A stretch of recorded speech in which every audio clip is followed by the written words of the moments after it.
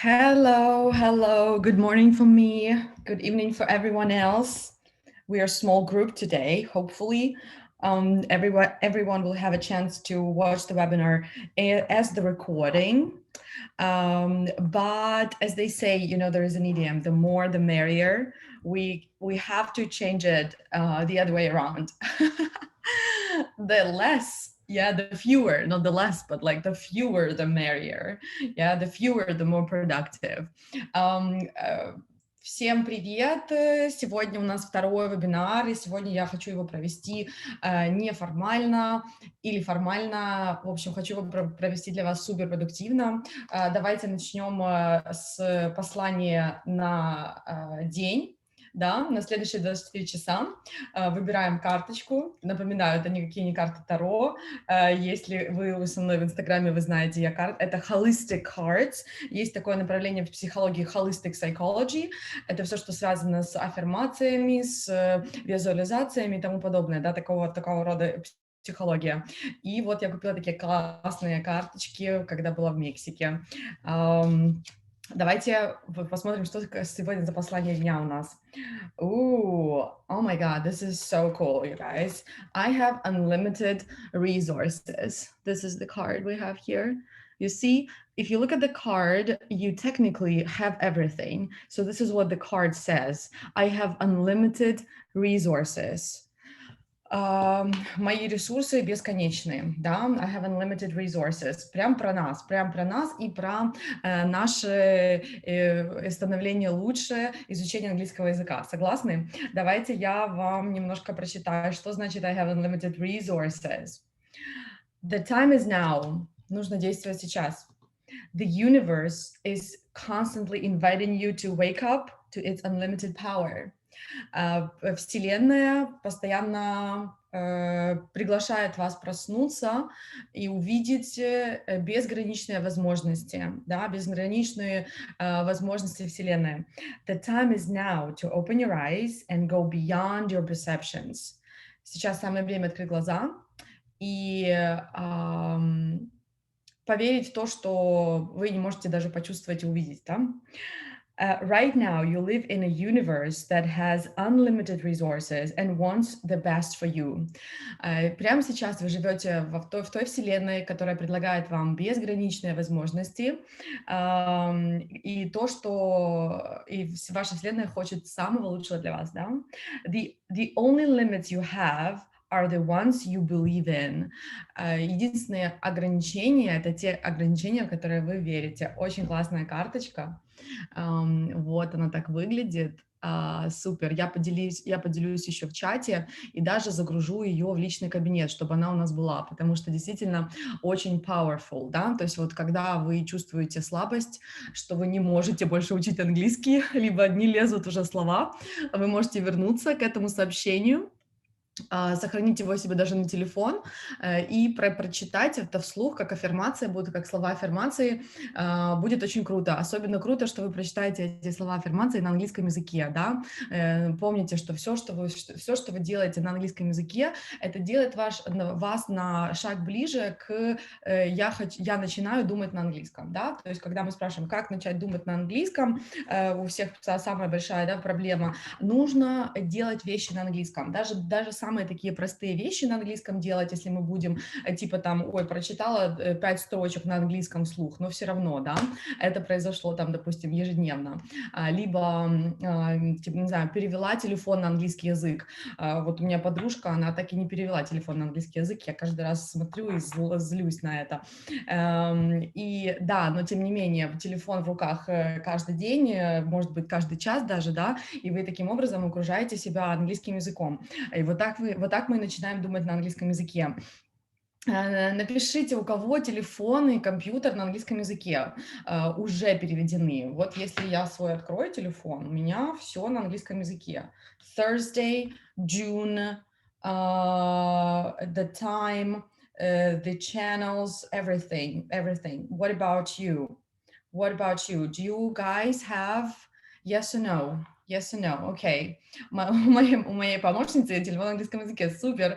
Я очень рада, Алена. Hannah, mine is in English. И все, больше ни у кого. Напоминаю, что вы можете писать в чат. Если вы смотрите этот вебинар в записи, то все равно делитесь в групповом чате своими ответами, своими мыслями. И, конечно же, делайте все то, что все мои рекомендации, которые я говорю во время вебинара. Okay. So, are you guys sleeping? Wake up. I thought it was morning for me. I thought it was morning for me. What's up with you? Today we have a very cool presentation and very cool topic for presentation. You actually voted for, let me start the presentation here. You actually chose the topic. So I decided to listen to my audience, and you got interested in cross-cultural communication and you wanted me to speak more about that. So we will talk more about that today, which I'm very happy to discuss cross-cultural communication tips, how native speakers really communicate, and what are the key things that we need to consider when speaking in English, so that we sound more like native speakers and so that we understand native speakers better. I'm going to share with you useful phrases, for example, when you have some doubts, or also useful phrases, just generally interesting idioms that I keep hearing all the time. So we will talk about that. By the way, in my agenda, the second item, второй пункт. Кстати, вот я помню, когда я учила английский язык, сегодня буду делиться с вами также своим опытом, да, потому что очень часто, когда мы слушаем именно истории других людей, это самые полезные истории, да, то есть как бы вы можете где-то найти себя или просто услышать опыт другого человека, он очень полезен, да, полезнее, чем, например, упражнение сделать иногда бывает. Так вот, когда я помню, я училась, то для меня вот изучала, да, английский язык, то для меня было очень важно, во-первых, да, знать вот такие вот культурные особенности.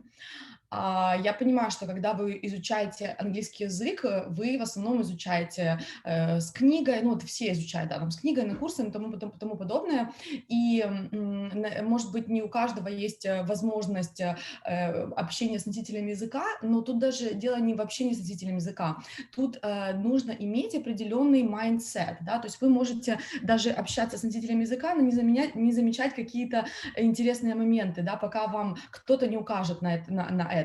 Поэтому, когда я стала преподавать, я обязательно указываю на вот такие вот культурные особенности. Кстати, еще один момент. Когда я была ученицей, студенткой, слово doubt было, конечно же, таким же сложным словом, как для многих из вас, я думаю. Doubt, да, вот второй пункт, item у нас doubt, be is silent. В этом слове be не читается. Есть, кстати, еще буквосочетание тоже, которое очень часто заставляет нервничать. Это буквосочетание MB в конце слова. MB в конце слова. Что здесь необычного в этом буквосочетании? Например, когда у меня есть слово такое,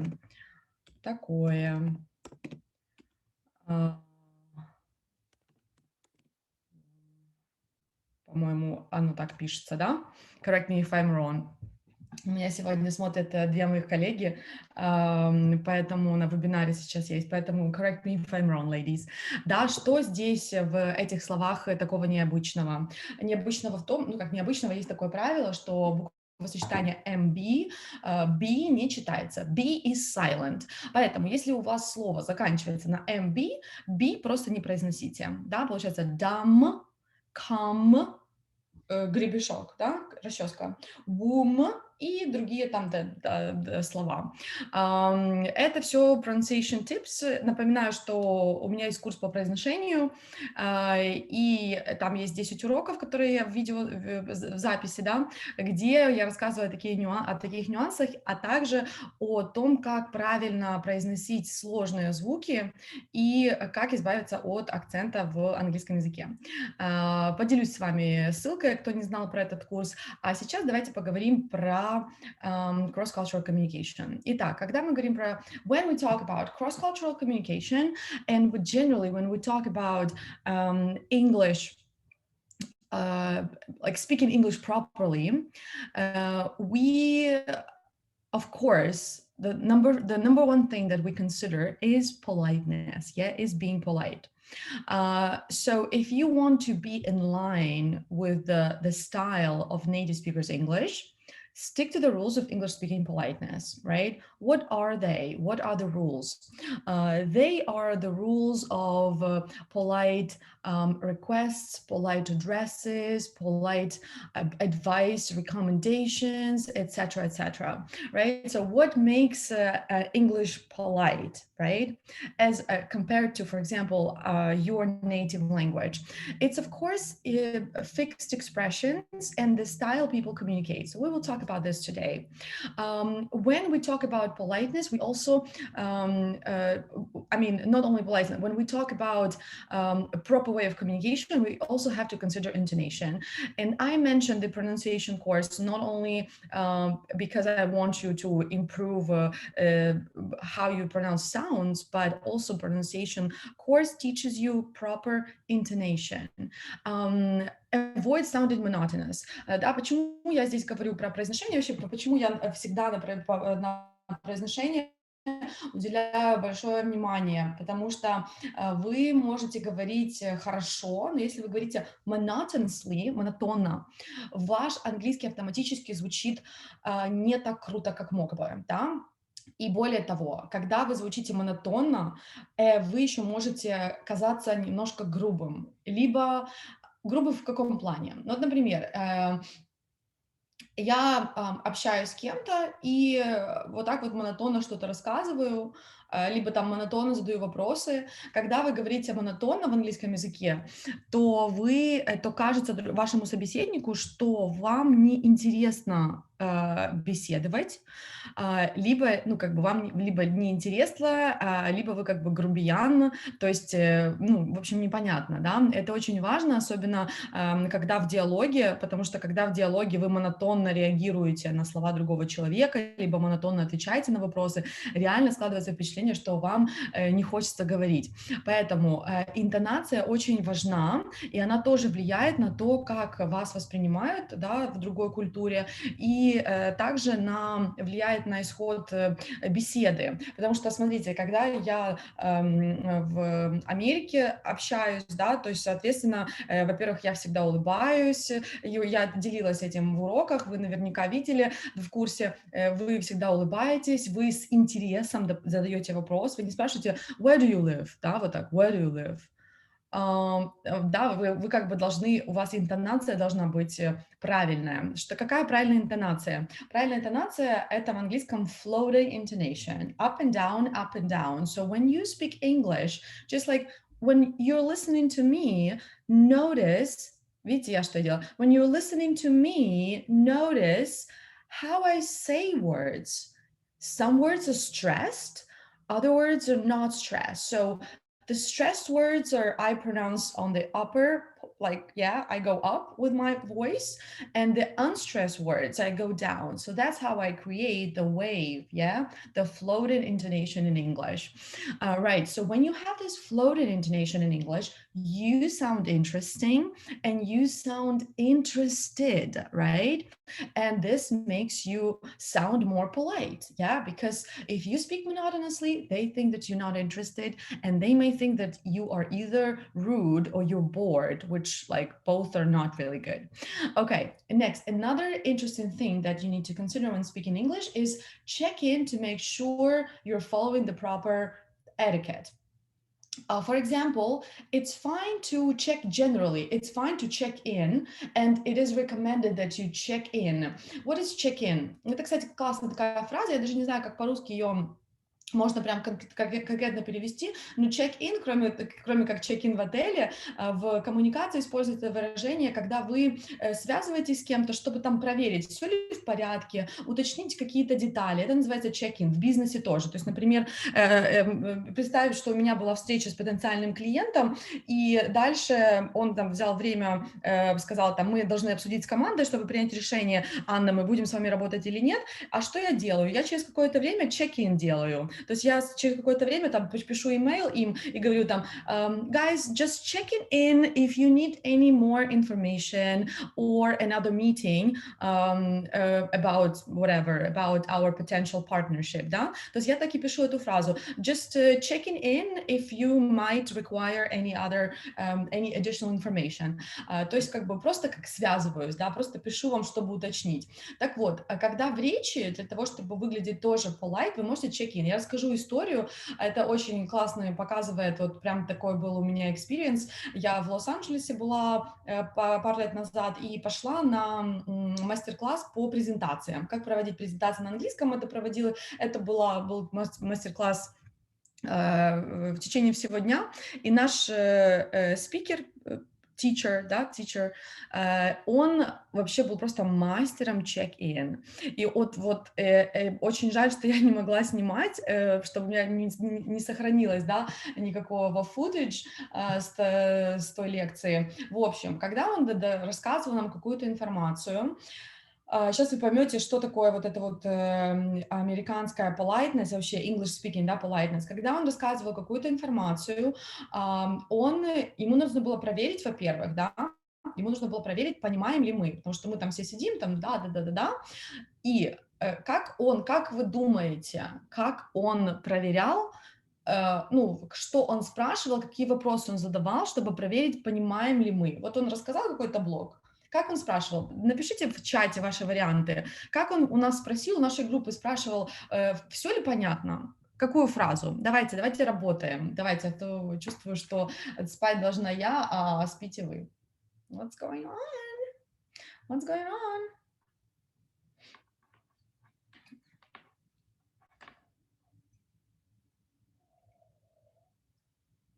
Пишем ваши варианты, как спросить, вы поняли, как лектор у меня, американец, переспрашивал у нас в группе, поняли ли вы?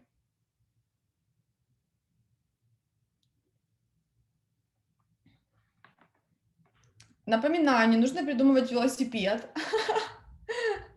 Don't reinvent the bike, the wheel. Yeah.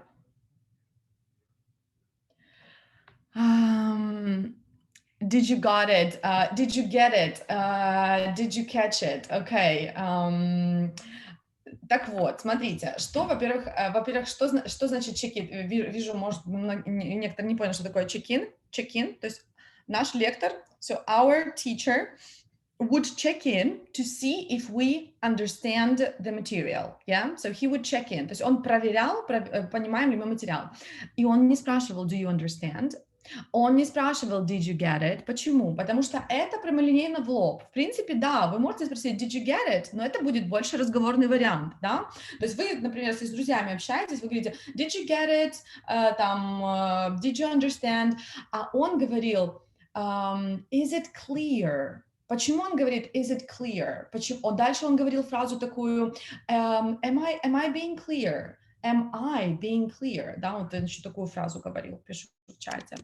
Am I being clear? И его интонация была не такая am I being clear? Да, вот такая, типа, жесткая. Он говорит, am I being clear? Is what I'm saying making sense? Вот так он говорил.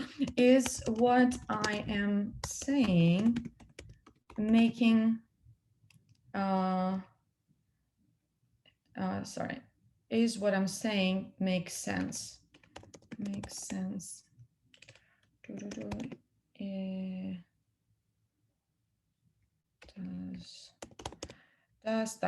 Does what I'm saying, or sorry, makes sense?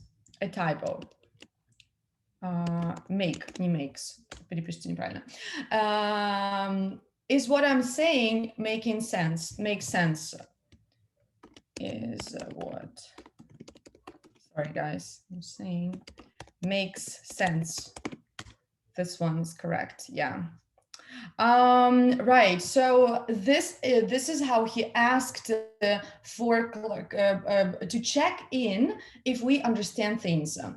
Почему он именно эти фразы задавал? Опять же, это тоже касается нашей темы politeness и культурной коммуникации, потому что когда человек спрашивает у вас фразы типа did you get it? Во-первых, you — это тыканье пальцами, и вы сразу такой, ну да, я все понял, я ж I'm not dumb, да, I'm not stupid. То есть, конечно же, если вы человеку в лоб будете говорить did you get it, то любой человек скажет yes, потому что никто не хочет выглядеть глупо. А когда вы задаете вопросы типа am I being clear? То есть понятно ли я говорю, то есть вы на себя берете, да, эту ответственность. И тогда, когда я задаю вопрос am I being clear, вы уже не думаете, что это вы будете выглядеть глупо, а вы уже расцениваете, действительно вы поняли или нет, потому что, может быть, what I'm saying does not make sense, right? So technically, that's what it is, right? So use these phrases when you want to check in and if you want to see if they understand something. So acknowledge that you understand. Опять же, как мы отвечали, например, что мы поняли, да, мы говорили sure, thank you, yeah, that makes sense, да, that makes sense, yeah, we got it, вот так можно ответить. Да, но тут тоже важно правильная интонация, потому что снова-таки, если скажете там типа am I being clear? Да, вот с такой интонацией, то здесь вы как бы более такой pushy и более такой aggressive. Поэтому вот я так очень сильно помню, как вот этот спикер на мастер-классе, он просто такой извиняющимся тоном, чтобы, не дай бог, не задеть наши чувства, и он просто после каждого блока нас переспрашивал, потому что ему было важно получить от нас фидбэк, да, получить от нас отзыв. И он постоянно does it make sense what I'm saying? Like, is it all clear what I'm saying? Like, please go ahead, ask questions, right? So that's quite important here. Now, конечно же, в английском языке никто не использует imperatives. Что такое imperatives? Imperatives, this is when you give orders, да? Give orders or demand things. Это просто когда вы, да, у кого-то что-то требуете. В английском языке в разговорной речи это не используется. Я расскажу, когда это используется. Например, если вы хотите сказать, что Анна, поставь чашку на стол, вы говорите put it here, please. Нет, никто так никогда не скажет. Даже если вы общаетесь неформально с другом и тому подобное, вы не будете говорить put it here, please. И слово please в данном случае, оно не делает вашу фразу более вежливой. Оно наоборот, типа, такая же суровая, как и без please. Альтернатива. Could you please put it here? Это будет самый простой и быстрый вариант. Could you please put it here? Just put it right there. Это будет такой тоже разговорный. Быстро, да, вот вы быстро общаетесь и неформально, в общем, just put it right there. Типа, да там, скинь его вот так вот. Это будет в таком формате. Go ahead and put it right here. Go ahead and put it right here. Да, это тоже такие вот разговорные фразы. Но, опять же, мы говорим про какой-то банальный пример, там, поставь чашку, но если вы какую-то просьбу, да, у человека, например, в том же путешествии вы хотите в отеле у консьержа там что-то попросить, вы все равно будете could you please, I was wondering if you could, would it be possible, да, вот такие вот фразы я использую постоянно. I was wondering я использую когда для просьбы, would it be possible, phrases like when you chat with friends, you can use phrases like go ahead and do something, go ahead, типа, да возьми, кинь ее. Это вот как мы по-русски говорим, да возьми, поставь ее там. Go ahead and put it right there. Go ahead and do it. Да возьми, делай это, да. Go ahead and, I don't know, use the bathroom, I don't know. Да, вот там вот, типа, ванная, можете ей попользоваться. Да, вот, кстати, imperatives. Обратите внимание, я сказала, что расскажу, когда мы используем это, у нас вывески. Вывески с signs, да, вывеска будет signs. Observe the signs. Что мы здесь можем заметить в этих вывесках интересного? Вот, например, посерединке сразу. Wait to be seated. please wait to be seated. Здесь никто не говорит could you wait, да, to be seated, либо там can you wait to be seated. Дальше, типа, please shower before entering pool. Здесь тоже не говорит could you shower before entering pool. И почему так? Почему так? Почему здесь используется как раз imperatives? Ничего вежливого не происходит. Потому что imperatives в английском языке используются как раз не для разговорной речи, когда вы кому-то что-то просите либо говорите делать, а как раз для языка signs, для языка объявлений, а также, если вы перейдете на мой веб-сайт, то кнопки призывы к действию, они тоже написаны в imperatives, в повелительном наклонении. Imperative — это повелительное наклонение по-русски, но я не буду вас грузить грамматическими терминами, это не так важно. Это типа в приказном тоне, да, то есть я вам на кнопке говорю buy course, купите курс, я вам говорю sign up, подпишитесь, я вам говорю follow me on Instagram, да, то есть это является imperatives. Для языка веб-сайтов это норма, это круто, потому что на кнопке вы не будете писать could you follow me on Instagram? It's too many words, yeah? The same on signs. То же самое с вывесками. Вывески максимально сокращают текст, поэтому здесь используют imperatives. Вот для вывесок, вот для каких-то объявлений, да, буду через 5 минут, если вам нужно на двери написать, типа, да, ушла в ларьке, это тоже будет imperatives. Здесь вежливости нам не нужно, потому что это стиль такое написание. Еще интересно, что про signs, коль мы уже заговорили про вывески, обратите внимание, что в вывесках мы не только упрощаем, мы здесь не только упрощаем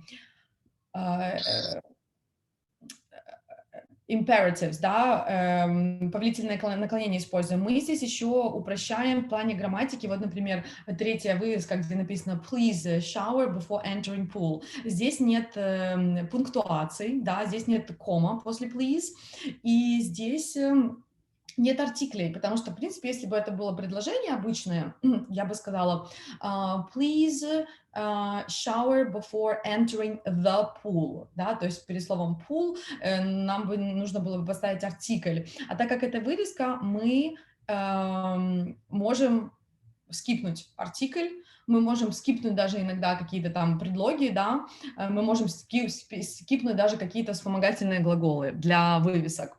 Да, поэтому вот такая есть особенность, если мы говорим про вывески.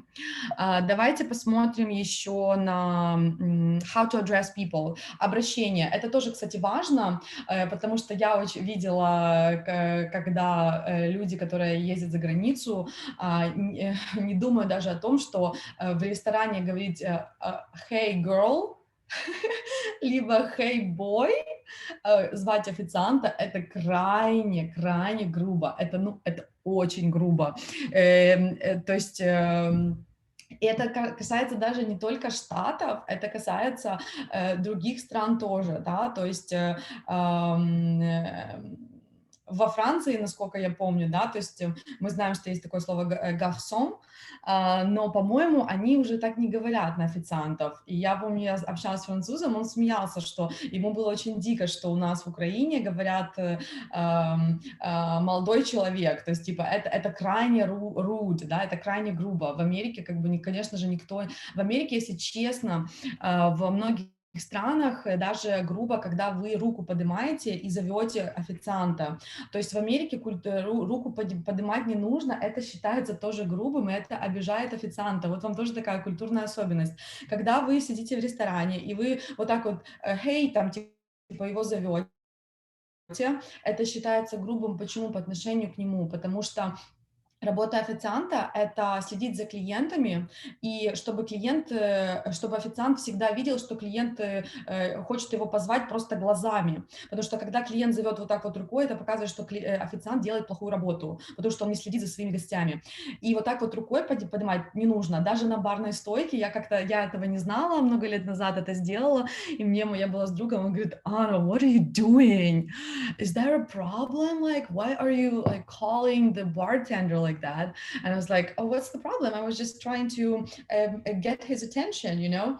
And he was like, no, you don't do this. Like, wait for the waiter or wait for the bartender to see that you need them, just like with your eyes, you know, they will come to you, like they are watching you. Действительно, на самом деле, работа бармена вот за стойкой или официанта в Америке очень такая напряженная, они действительно постоянно находятся в таком формате, что они за всеми следят, чтобы как только гостю нужна как бы была помощь, они тут же здесь, да, потому что их чаевые, как мы знаем, зависят от того, как они работают. Кстати, в Америке, как вы думаете, какой процент от вашего счета принято оставлять на чай? Давайте, какой процент от счета принято оставлять на чай?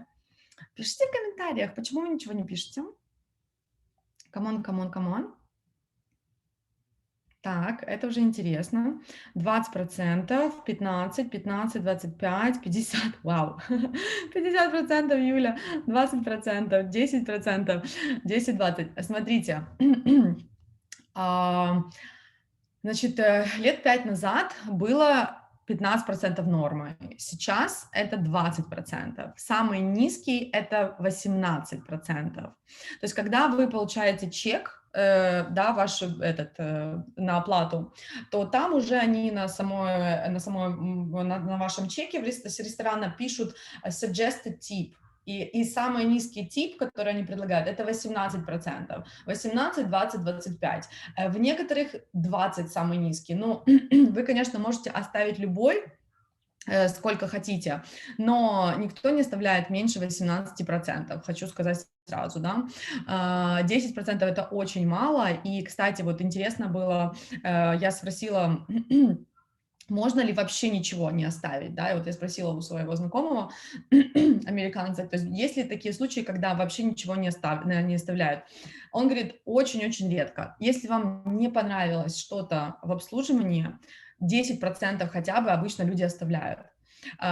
И то, это вы не оставляете втихую, там, да, в нычку, там, оставили 10% и убежали. Если вы оставляете 10%, считается, что была какая-то проблема, и, как правило, вы должны через менеджера, то есть вы идете, вы зовете менеджера, объясняете проблему, говорите, вот я оставляю 10% на чай.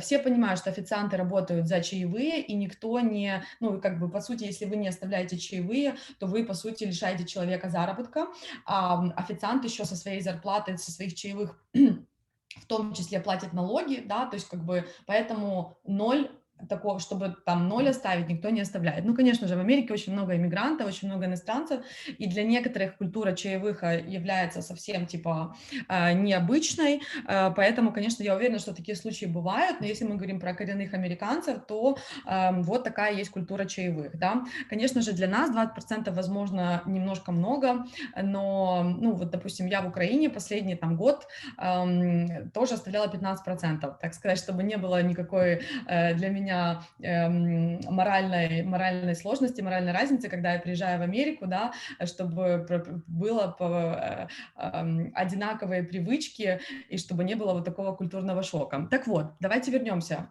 Официанта мы не зовем hey boy, hey girl, да, либо там young man, young girl и тому подобное. Это очень грубо, очень грубо.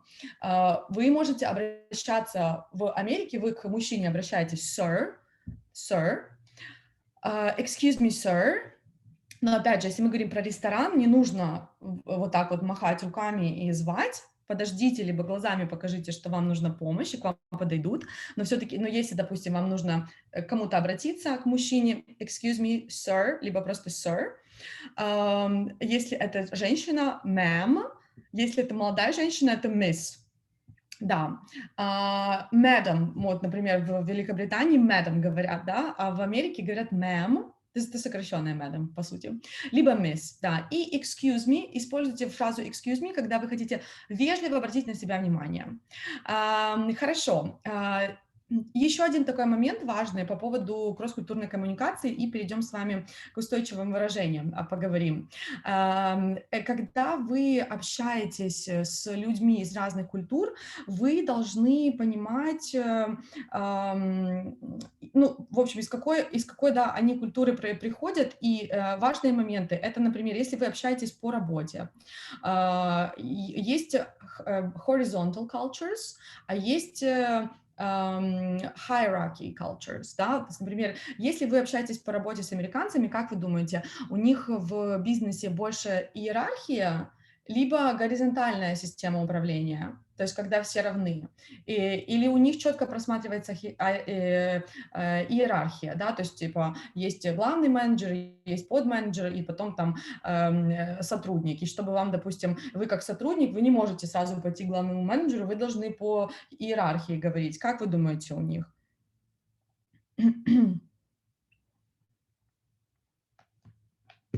Напишите в чате, как вы думаете, в Америке горизонтальная или иерархия? Ну, на самом деле больше horizontal cultures, да, больше horizontal cultures, people are more open, so it's easier, generally it's easier to build rapport with people from horizontal cultures. However, in corporate America, в корпорациях больших иерархия присутствует. В корпорациях, я имею в виду не IT-компании. В IT, конечно же, больше horizontal cultures, но если мы говорим про банки, про какие-то учреждения, все равно там есть hierarchy. Но people, generally, people are more friendly. That is why building rapport is easier. For example, if you are traveling to Asian countries, most Asian countries are hierarchy-based cultures. So that is why it might be a good idea to use a local guide, yeah, so that a local guide can give you more tips on how you should communicate with people in this Asian countries, like how to talk to people from these countries, So yeah, be careful. By the way, if you're interested in learning more about different cultures and how to communicate in different cultures, let's say you work for a company and you have clients and team from all over the world. I highly recommend reading the book, which is called The Culture Map. The Culture Map. Есть такая книга, называется The Culture Map, про разные культуры мировые. То есть если вам приходится общаться с разными культурами по работе, да, эта книга must read. А также, если вам приходится общаться с разными культурами по работе, мой курс English for IT Communication – это тоже must-take course, потому что там я учу как раз вот как общаться по работе. И там тоже рекомендую эту книгу. Это должна быть ваша настольная книга, если действительно вы по работе постоянно общаетесь с людьми. Да, особенно в Японии, Сингапуре у них очень строгая strict менеджерская модель. Absolutely. В зависимости от того, вы общаетесь с культурой of hierarchy or horizontal based culture, share information and building relationship can be different, yeah? Because in some cultures, people are geared towards like sharing, exchanging information openly. And in other cultures, people are more reserved, сдержанные, вот как в Азии, да, например. And that is why building rapport can be hard and you have to know specific rules how to build rapport. Also, chatty versus reserved, да, то есть некоторые культуры более chatty, некоторые более reserved. Если мы говорим про английский, то тут сразу разница между American English and British English, right? Americans are more chatty, while the Brits are more reserved. And although they speak the same language, right? But the way they communicate is different. Americans are chatty, they will talk to you everywhere, even if they don't know you. The Brits are not going to talk to you. For example, if you are in New York, if you are in the subway. Кстати, знали, что в Нью-Йорке метро называется не метро, называется subway. Это именно в Нью-Йорке. Если вы, например, пользуетесь метро в Лос-Анджелесе, оно называется metro.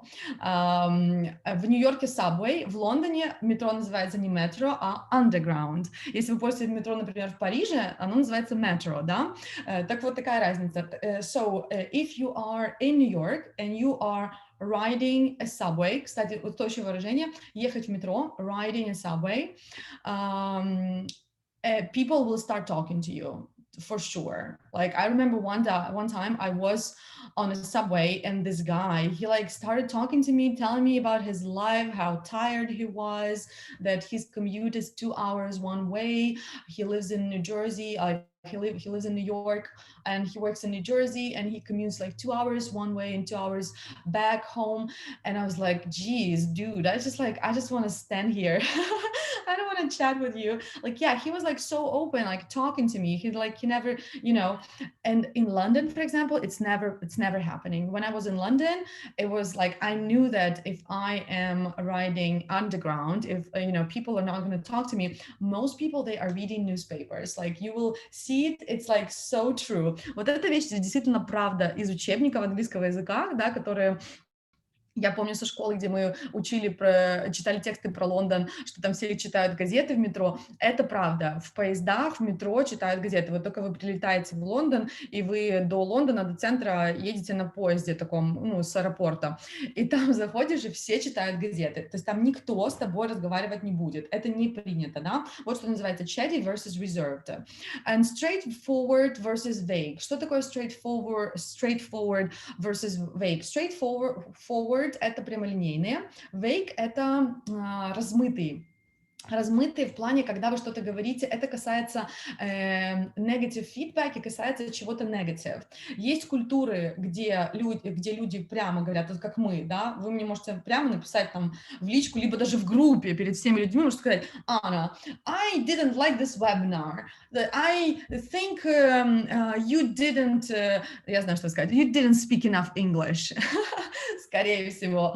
Да, вот такой фидбэк могу получить. На самом деле в английской культуре это невозможно. Превселюдно давать вот так вот прям в лоб человеку негативный свой фидбэк невозможно, считается крайне грубо. Этого никто никогда не будет делать. Люди будут делать это vague. Vague — это размыто, как политики, да, вообще слово, как легко запомнить слово vague. Оно похоже на слово vogue, как мода, да, французская vogue, да, это не vogue, это vague. А следующая ассоциация у вас должна быть политики. Как говорят политики? Размыто, завуалировано. Так вот, американцы и англичане то же самое будут говорить vague when giving negative feedback. То есть, например, если вы хотите мне сказать, что да, все-таки была какая-то проблема, вы будете говорить, во-первых, скажете это лично, это первое. Ну, во-первых, даже и в любой культуре давать негативный фидбэк превселюдно — это плохо. Это считается плохой тон, и это считается, что вы не доучились коммуникации. Так вот, вы это скажете лично, и вы не скажете: Anna, your webinar, I didn't like the webinar because you didn't speak English enough. Вы так не скажете. Вы скажете: Anna, the webinar was great. I really enjoyed it. I learned a lot of new things. I wish you spoke English all the time because I love when you speak English. Понимаете? То есть вы как-то говорите, то есть вы говорите вроде бы свой негативный отзыв, да, что вы бы хотели, чтобы я говорила больше на английском, но вы это говорите таким образом, что я не чувствую себя плохо, да. То есть вы говорите: I wish you spoke English all the time because I just love it when you speak English, you know what I mean? So yeah, and that's an important thing to note, that native speakers are going to be vague when giving negative feedback and when sharing bad news, when sharing bad news as well, bad news as well. And да, еще несколько пунктов касательно вот проблем, да, когда говорят проблемы, когда говорят о проблемах. Sorry, слетела отрезом. When addressing the problem, so address the problem as soon as possible here. И что здесь важно? Когда все-таки есть проблема, это на самом деле вот в путешествиях, если мы говорим, у вас будут ситуации, когда вам нужно говорить про проблемы например, в отеле что-то не то, либо на экскурсии, либо в аэропорту. Как правильно в английском языке говорим о проблемах? Первое. О проблемах говорить можно, но не ругаться. Чем более amicably, дружелюбно, the more amicable you are, the higher chance you get to get what you want, yeah? Because even if you have a problem, you shouldn't argue about it, you shouldn't blame anyone. Никого мы не виним, мы просто state a problem, мы просто указываем на проблему и говорим, что бы мы хотели, чтобы решилось. При этом мы извиняемся, да, мы даже извиняемся, хотя мы ничего не сделали. Мы не говорим, что кто-то виноват, мы просто констатируем, что такая проблема случилась, и нам нужно ее решить. Вот, например, our connecting flight to Paris got delayed by 2 hours. We have been waiting for almost 2.5 hours, and we still haven't gotten any updates. Could you please give us a number we can contact or someone we can talk to in order to understand what's going on? I know it isn't your fault personally, but this situation is getting frustrating for us and other passengers. Да, то есть как бы вы подошли, скорее всего, поговорить с airline, представителем airline, и вот такая ваша идет речь. То есть, когда у нас проблема в английском языке, мы рассказываем об этой проблеме и говорим, что бы мы хотели, да, мы хотели бы там компенсацию, мы хотели, вот как, например, в отеле, когда я вот была на Мальдивах, что произошло? У нас задержали самолет, в аэропорту был коллапс, прилетело очень много самолетов, и мы очень долго стояли на таможне, и стемнело, и ночью seaplane, гидросамолет не летает после захода солнца, он летает только днем, только при свете дня. И мы, получается, не успели на seaplane и не могли добраться до отеля, потому что наш отель только на seaplane был. И нас поместили на одну ночь в отель из этой же сети, где на лодке можно было доехать, близко к аэропорту. Но получилось, что это был 4-звездочный отель, и мы потеряли полдня, и, конечно же, я решила, когда мы приехали уже в свой отель на следующий день, я решила попросить апгрейд нашей виллы. То есть я рассказывала о проблеме, то есть я на ресепшене я как бы попросила, сказала, что we got delayed, it wasn't our fault, it was the airport collapse, and we paid for a 5-star hotel, but we stayed one night in a 4-star hotel, and also we spent more time for commuting. We spent a lot of time in the airport, we were hungry, we didn't have water, and then we stayed in a 4-star hotel, and then we had to wake up like at 3 a.m. and fly to our hotel. So I was wondering if you could give us an upgrade on our villa. And I said what I wanted exactly. То есть я не просто сказала, я хочу апгрейд, я сказала конкретно, я сказала, я хочу 3 дня на Waterville. So I said that I said that it would be great if we could stay in Water Villa for 3 days, the second part of our stay, yeah? So, and you know what? They said, okay, we will talk to the manager and see what we can do. And then 2 days later, they were like, yeah, we'll be happy to place you in a Water Villa. And they gave me exactly what I wanted, and we did not have to pay anything extra. So they gave us a premium Water Villa, and we stayed in premium Water Villa for 3 days, actually, for free. The upgrade could have been like around $2,000. If we had to pay for this villa, it would have been like plus $2,000 probably for these 3 days.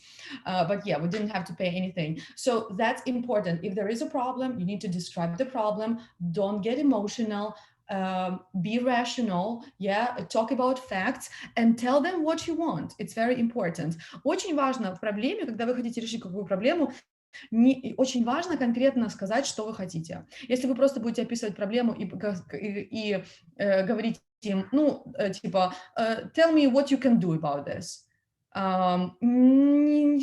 Как бы так тоже можно, если вы конкретно знаете, что вам конкретно что-то предложат. Но лучше сказать, что хотите. Хотите апгрейд? Просите апгрейд. Хотите скидку? Просите скидку. Если, в общем, такого плана. Это очень важно. Но не обвиняем кого-то, не ругаемся, все делаем так, очень politically correct. Еще вот фразы, которые вам помогут в сложных ситуациях. Да? Know how to deal with unreasonable people. Плохие люди. Как с плохими людьми себя вести. I don't want to be disrespectful to you, but blah, blah, blah. I would really appreciate if you could I don't know, do something. I'm just trying to do something. I'm going to ask you to stop doing something. I don't want to be rude to you, but blah, blah, blah. That's not what I meant to say, blah, blah, blah, right? So use these phrases when you have to deal with difficult people or when you have to deal with difficult situations. Yeah. These phrases will help you show that you are not being like rude and you're not being aggressive towards people. That's what it is. Now, you guys, I would like, let me share with you some useful phrases that you can useful phrases and idioms. Yeah, that's going to be the next on the agenda. Let me know if you have any questions meanwhile. If not, the first phrase I would like to share with you, sorry, I'm not making myself clear. You can use this phrase when you see that the person does not understand you. So you can say, I'm sorry, I'm not making myself clear. То есть я что-то не так сказал. Опять же, когда вы видите какая-то сложная ситуация, всегда вините себя, а не кого-то. Вот это такая культура общения. Get the message. Это прикольная идиома, мне она очень нравится. Get the message, это понять кого-то, ну, даже как-то можно сказать, типа между строк, да, get the message. For example, I told them someone will be joining us. Hopefully they will get the message and leave us alone. То есть get the message — это когда вы не прямо говорите кому-то, что да, и они понимают, а когда вы, ну, типа между строк, да, то есть это вот get the message, понять без слов, как мы говорим, да, get the message. Next one, give someone the benefit of the doubt. I have a friend who really loves this idiom. He uses this idiom all the time. He says, I'm such a nice person. I always give people the benefit of the doubt. It means that even like he always thinks that people are better than they are. Yeah. So give someone the benefit of the doubt. It's to think that the person who might be lying to you, who might be a cheater, is actually a good person. For example, let's give this guy the benefit of the doubt.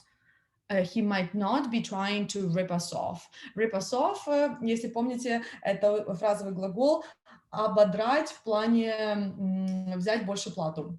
Да, rip us off — очень полезная фраза. Очень часто, когда мы путешествуем, мы эту фразу говорим. Yeah, we usually say that taxi drivers are trying to rip the tourists off at the airport. Yeah. Or we can say that if you go to, for example, in Odessa in the summer, some restaurants are trying to rip the tourists off by offering them a more expensive menu in English.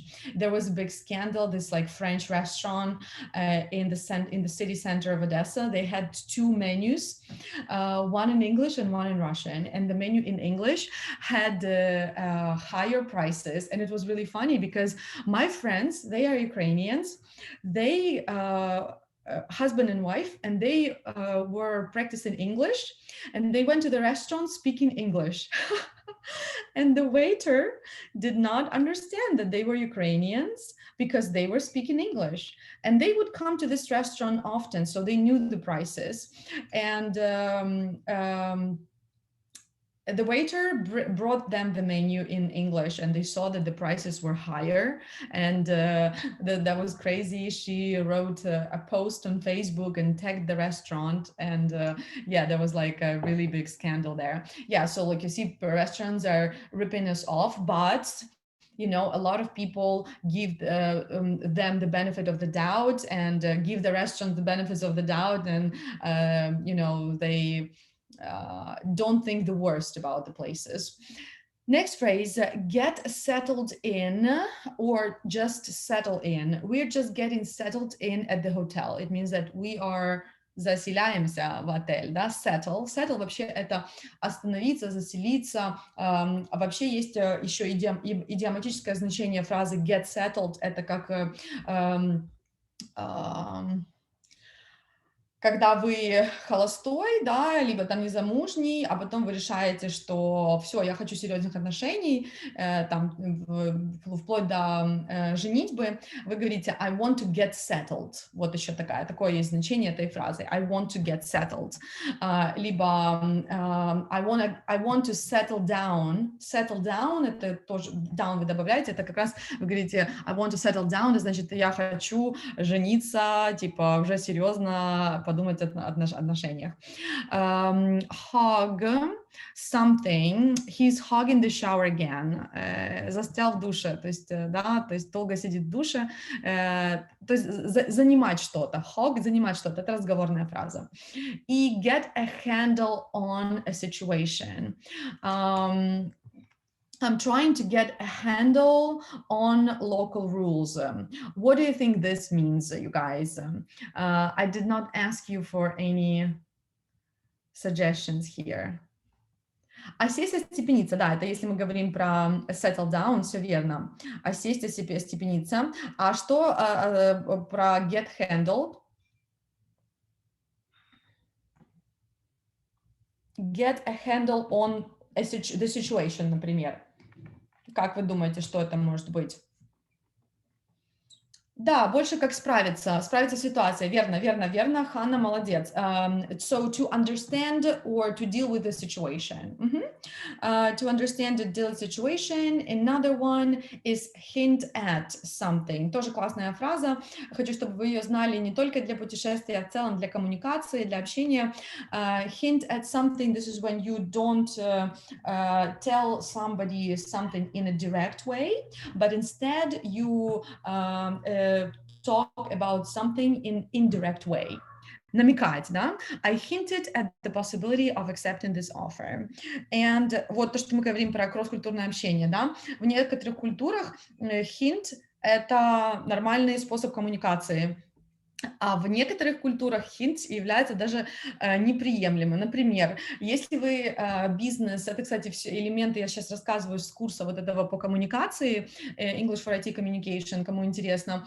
Вот, например, если вы работаете с голландцами, и вы будете им намеками давать какие-то фразы, типа там, это они не станут с вами работать. Это считается очень плохим тоном в бизнесе, среди голландцев, что вы завуалированно как-то говорите. Если есть какая-то проблема, не нужно говорить как американцы, да, то есть завуалированно вроде бы проблема, а вроде вы ее представляете в хорошем свете. Это считается плохой бизнес-тон. В Голландии, например, и в Германии тоже люди говорят прямо там, да, то есть типа они считают, что если вы будете sugarcoat, да, есть такая фраза, приукрашивать, чтобы, ну, что-то плохое приукрашивать. Американцы про это просто делают, потому что они переживают за чувства другого человека, которому они говорят вот эти вот негативные моменты. А в Голландии это наоборот считается, что если вы будете hint at problems instead of talking about them, or sugarcoat problems instead of just telling about them, this is considered bad business tone. And finally, another one, make sense of something. Make sense of something. It means find meaning, understand something. I couldn't make sense of what they said. Like I couldn't find the meaning, I couldn't understand of what they said, да? Make sense еще может использоваться как отдельная фраза, там, например, когда вы соглашаетесь с каким-то мнением, вы можете сказать yeah, it makes sense, да, то есть это имеет место быть, имеет смысл, не знаю, я это понимаю, да, it makes sense. Либо если вы что-то не понимаете, что-то нелогичное, да, то есть если вы хотите сказать, типа, я не понимаю, это нелогично, мы сказать, it doesn't make sense to me. What are you talking about? It doesn't make sense to me. Right, so these are all the phrases I wanted to share with you today. Now it's the time to ask questions and chat with you guys. So question time, we'll be happy to chat a little bit. By the way, let's stay for 5 more minutes. And if anyone wanted to ask a question, you know, not in chat, but to speak up, unmute and ask the question, I'll be happy to do that too. So if you want to unmute yourself and ask a question, go ahead. if you have any questions. If you don't have any questions, feel free to ask them later when you get them in the chat. Also, if you're watching this webinar as a recording, feel free to ask your questions or the questions that you may have had during the webinar in the chat of our course. So yeah, any questions, comments?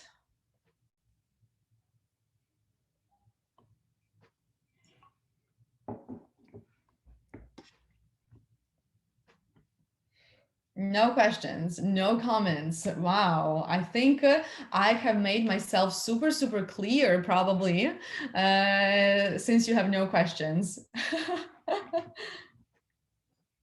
Okay, Hannah has only one question.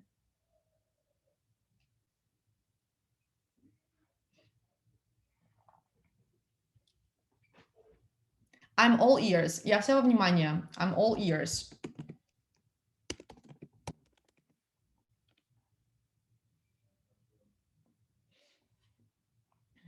Come on, go ahead, ask away.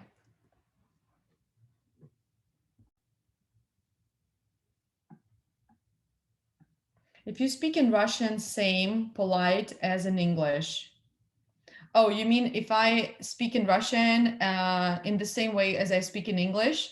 No, of course not. I mean, that's the thing. You have to, depending on which language you speak, then you have to consider the rules of communication of this language. When I speak Russian, of course, I'm not going to say, мне было бы интересно, будете ли вы так любезны принести мне стакан воды в кафе, например. Конечно, я так не говорю, потому что я использую правила общения русскоязычных людей, да, там, ну, допустим, одесситов, например, если мы говорим про Одессу, потому что если я приезжаю в Киев, я, возможно, по-другому там буду общаться, например, в Киеве больше украиноязычных людей, когда человек ко мне обращается на украинском языке или там, да, где-то на каком-то мероприятии, я тоже буду говорить, например, на украинском языке. Когда я уже буду говорить на украинском языке, мой стиль общения тоже немножко поменяется, потому что в украинском языке там есть свои конструкции, да, используются. Вот, например, вчера я общалась в личных сообщениях на Фейсбуке в общем, с потенциальным нашим студентом. Он говорит на украинском языке, ну, я тоже говорю на украинском, я с ним переписываюсь на украинском языке. Я заметила, что мой стиль общения, какие-то фразы там, да, они были уже другого формата в украинском языке, они такие, как в русском языке, да, то есть я что-то там использовала, то, что привычно украинской манере общения. То есть это важно, поэтому очень важно, поэтому я вам рекомендовала книгу The Culture Map, которая рассказывает, как общаться с разными культурами, да, потому что, например, если я буду говорить по-немецки, я тоже буду использовать другой стиль общения, по-французски другой стиль общения, да, поэтому у нас и случился этот вебинар для того, чтобы вы поняли, что есть стиль общения на английском, и он приемлем, когда вы говорите на английском языке. А есть на русском, на украинском, не знаю, на вашем языке, на каком вы говорите, на вашем родном языке, то там уже будет другой стиль общения. И, соответственно, будет некорректно мешать их, да? How do you, Ina has another question. How do you get rid of speaking English with people? Because I live in England and I meet many people during the day, but I am shy to respond to them, even for small talk. Thank you. Ина, давайте я уточню, вы правильно я поняла. Вы хотите, вы спрашиваете меня, как правильно уйти от разговора? То есть, когда вы не хотите с ними общаться, как уйти от разговора? Это ваш заключается вопрос. Потому что get rid of – это избавиться. То есть вы вот как избавиться от людей, говорящих на английском? Как избавиться от необходимости говорить с людьми на английском? Вот так вот звучит ваш вопрос первый. Как правильно поддержать разговор? Ага, вот это, да, все, я поняла. Смотрите, как правильно поддержать разговор? Я об этом говорю в уроке 5 и 6 нашего курса Travel English. И там вы посмотрите в уроках, но как поддерживать разговор. Первое, я записала очень классное видео, оно в 5 уроке, насколько я помню, про то, как звучать на английском лучше и как правильно общаться, правила коммуникации. Так вот, не переживайте, Инна, вы все вы все, в общем, правильно сказали теперь. Так, значит, первое, как поддержать разговор? Первое, нужно отвечать полноценно, давать полноценные ответы. Не одно слово, а 3 предложения. Такое я правило вывела. Когда вы будете давать полноценный ответ, либо комментарий на фразу, либо высказывание другого человека, у вас получается целая связанная там история, и человек понимает, что вы хотите продолжать дальше, и он вас может задать вам дополнительные вопросы. То есть отвечаем полносложно, 3 предложения на вопрос. Следующий. Для того, чтобы поддерживать разговор, нужно не только отвечать на те вопросы, которые вам задают, нужно еще их задавать. Поэтому учитесь задавать вопросы. Какие-то минимальные вопросы, но задавайте. Тогда у вас разговор будет автоматически поддерживаться.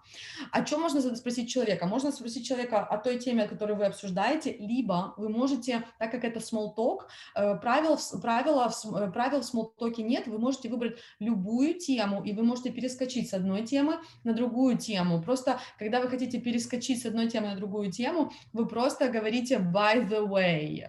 Кстати, видел новый фильм? By the way, have you seen this new movie? Либо, by the way, have you been to the new restaurant that opened recently here? И тому подобное, да? Вот эти простые правила помогут вам поддерживать разговор. И еще одно, третье правило, это для того, чтобы поддержать разговор с человеком, да, используйте, be interested, покажите, что вам интересно, потому что когда мы, как правило, то, что я говорила, интонация такая монотонная, либо вниз падает, человеку кажется, что вы не хотите говорить, а вы просто не контролируете свою интонацию. Покажите своей интонацией, что вам интересно, да, show that you're interested, то есть, когда человек что-то рассказывает, используйте элементы active listening. Что значит active listening? Это значит, что вы вставляете какие-то словечки, пока слушаете его рассказ, типа, oh, really, tell me more, вот такие вот штуки, либо хотя бы невербальную active listening, типа,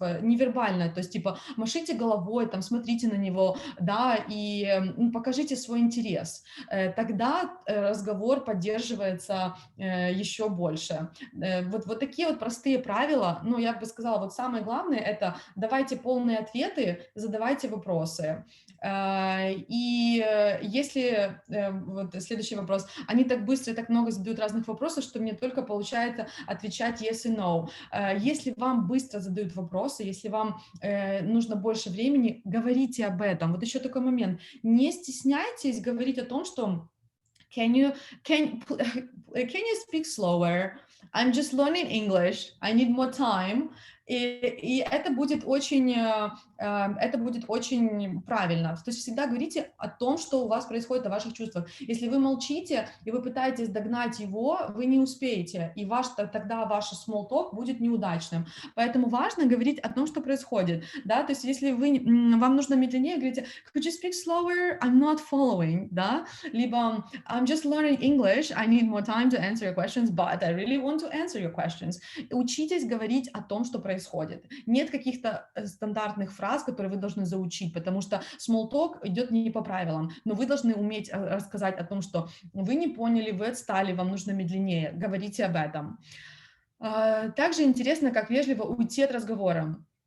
Вежливо уйти от разговора можно просто сказать, что вам пора идти, либо же давать краткие ответы, потому что краткие ответы будут убивать small talk. Но краткие ответы будут убивать small talk, но здесь вы можете показаться немножко грубоватым.